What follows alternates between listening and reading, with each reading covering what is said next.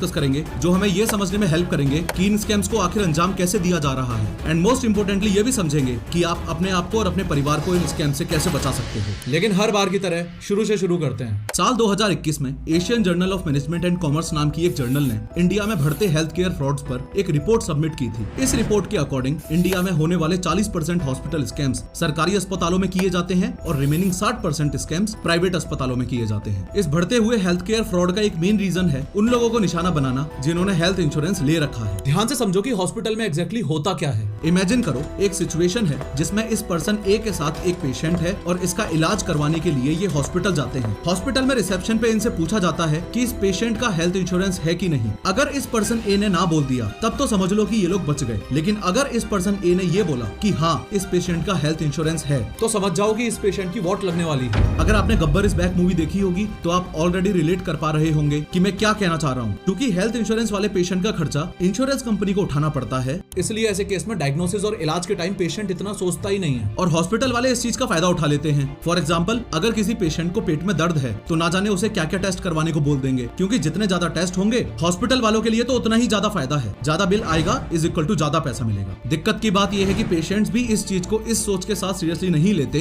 कि पैसा तो इंश्योरेंस कंपनी का लगेगा ना, अपने को क्या है भाई, पैसे भले ही इंश्योरेंस कंपनी दे, शरीर तो तेरा खराब हो रहा है ना, तेरी बॉडी को अननेसेसरी छेदा जा रहा है। इसी स्कैम को अच्छे से अंजाम देने के लिए हॉस्पिटल वाले एक और नए स्कैम को जन्म देते हैं और वो है एडमिशन स्कैम। एडमिशन स्कैम का मतलब है बिना किसी जरूरत के ही किसी भी पेशेंट को एडमिट कर लेना। इन दोनों ही स्कैम से रिलेटेड आपको एक रियल इंसिडेंट बताता हूँ कि कैसे इंश्योरेंस पॉलिसी की आड़ में लोगों को जबरदस्ती एडमिट करके उनसे पैसा वसूला जा रहा है। बात शुरू होती है 5 फरवरी 2020 से, जब हिमांशु सिंघल अपने बच्चे को दिल्ली के शालीमार बाग के एक फेमस हॉस्पिटल में लेकर गया। हुआ कुछ ऐसा था कि कुछ दिनों से उसके 2.5 साल के बच्चे को हल्का बुखार और लूज मोशन की शिकायत आ रही थी।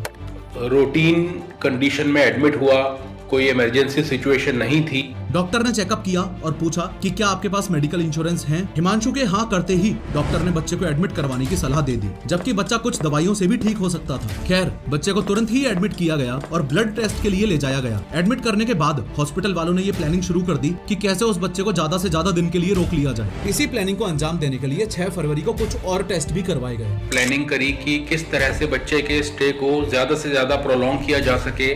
शॉकिंगली टेस्ट करने वाले डॉक्टर ने दूर से ही बच्चे को देखकर ये बोल दिया कि बच्चे के एनल एरिया में कट्स लग रहे हैं, यानी कि फिशर्स हो रहे हैं, और बिना सोचे समझे उसे मोविकोल नाम की एक दवाई देने का ऑर्डर दे दिया। अब ये मोविकोल एक कॉन्ट्रा इंडिकेटेड दवाई है। इन्होंने एक कॉन्ट्रा इंडिकेटेड दवाई जिसका नाम मोविकोल है, जो कि लूज मोशंस को बढ़ाने के लिए यूज करी जाती है, वो प्रेस्क्राइब करी। कॉन्ट्रा इंडिकेटेड दवाई का मतलब ऐसी दवाई से होता है जो किसी एग्जिस्टिंग हेल्थ कॉम्प्लिकेशन को और ज्यादा सीवियर कर दे या फिर उसे और ज्यादा बढ़ा दे। फॉर एग्जांपल इमेजिन करो आपको पीनट यानी कि मूंगफली से एलर्जी है और अगर कोई आपको पीनट बटर सैंडविच ही खिला दे तो वो आपके लिए जानलेवा साबित हो सकती है। यही काम मोविकोल ने उस बच्चे पर भी किया। चूंकि मोविकोल दवाई कॉन्स्टिपेशन को ठीक करने के लिए ही दी जाती है, मतलब ये कि मोविकोल भी लूज मोशंस ही क्रिएट करती है, इसलिए बच्चे की हालत और ज्यादा बिगड़ने लगी। हॉस्पिटल वाले यही नहीं रुके, उन्होंने मुंह से लेने वाली दवाई को उस बच्चे की नसों में डायरेक्टली ही उतार दिया। मेरे बच्चे को ओरल की जगह इंट्रावीनसली चढ़ा दिया, डायरेक्टली